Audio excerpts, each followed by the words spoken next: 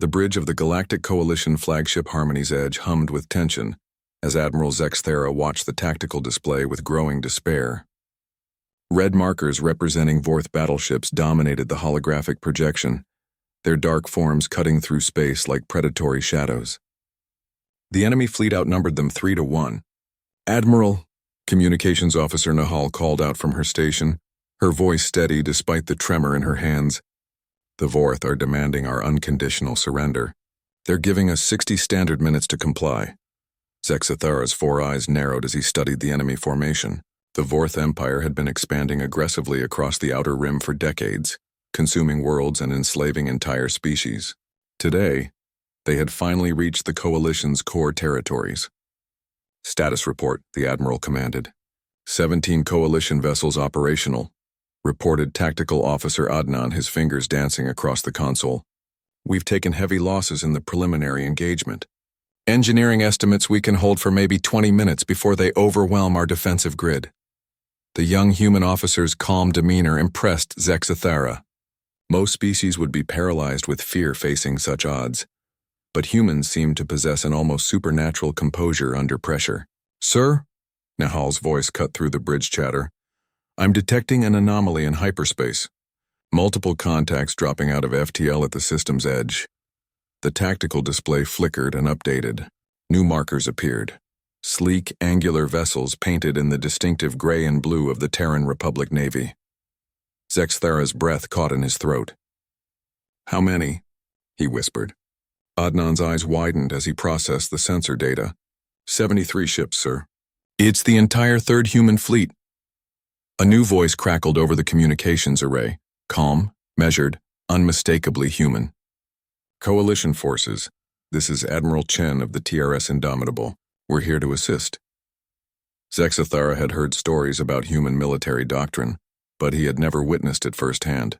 As the human fleet moved into formation, their ships arranged themselves with mathematical precision, creating overlapping fields of fire that maximized their tactical advantage. "Admiral Chen," Zexthera transmitted, "the Vorth outnumber us significantly. Their ships are heavily armored and—" "Understood, Admiral." Chen's voice remained eerily composed. "We've been monitoring the situation. Recommend you pull your forces back to defensive positions. We'll handle the Vorth." The enemy fleet, sensing the arrival of reinforcements, began advancing more aggressively. Vorth vessels were massive, their hulls covered in layers of ablative armor that had proven nearly impervious to conventional weapons. Their strategy had always been simple: absorb damage while closing to point-blank range, then overwhelm opponents with superior firepower. "Human fleet is moving to intercept," Nahal reported, her voice filled with awe. What happened next would be discussed in military academies for generations. The human ships didn't charge forward in a traditional formation. Instead, they spread out in a complex three-dimensional pattern that seemed almost chaotic until the first salvo was fired. Suddenly, the seemingly random positioning revealed itself as a masterpiece of tactical geometry. Every human vessel fired simultaneously, but not at the enemy ships directly. Instead, their weapons targeted specific points in space, coordinates calculated with inhuman precision.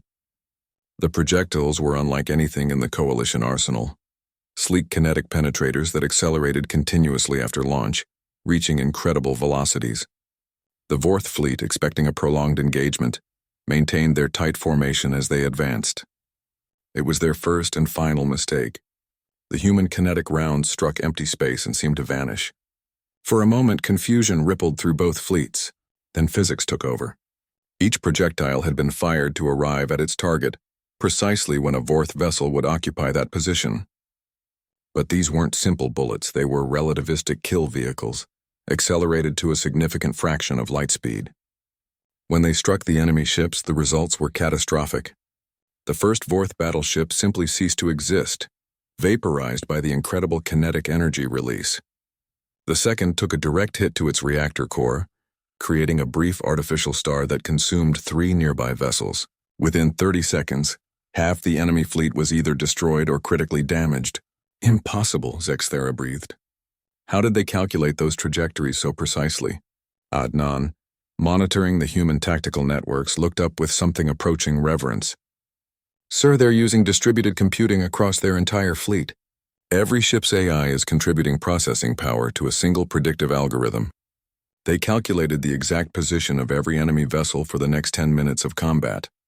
The remaining Vorth ships, their formation shattered, attempted to retreat, but the humans had anticipated this as well. A second wave of kinetic rounds, fired moments after the first, intercepted the fleeing vessels at their projected escape vectors. The engagement was over in under 4 minutes. Coalition fleet, this is Admiral Chen. The human's voice remained as calm as if he were discussing weather patterns. Threat neutralized. We're dispatching rescue teams to recover survivors.